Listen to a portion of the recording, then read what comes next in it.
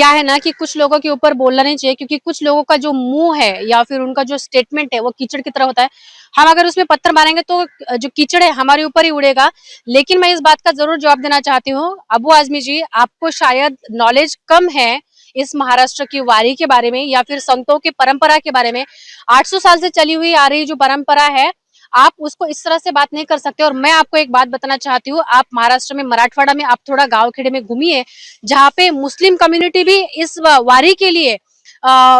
शामिल होते हैं, या फिर जो भी वारकरी है उनके लिए चाय पानी नाश्ता इसका प्रबंध करती है। तो मुझे लगता है कि आप इस तरह से बेतुकी बातें करके, जो भी आपको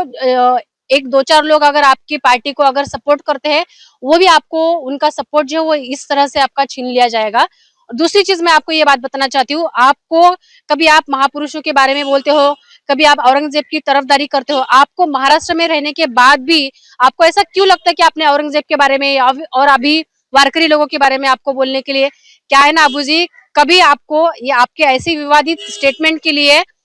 ये महाराष्ट्र के साधु संत लोगों की ऐसी परंपरा नहीं रही है कि किसी के ऊपर ऐसे कुछ लांछन लगाने की, इसलिए फिर वो आपको माफ कर देते, क्योंकि संतों की भूमि है और संतों की भूमि आपको माफ करती है। लेकिन ऐसा नहीं कि हम जैसे लोग आपको हमेशा कभी माफ करेंगे, आपको करारा जवाब हमेशा मिलता रहेगा।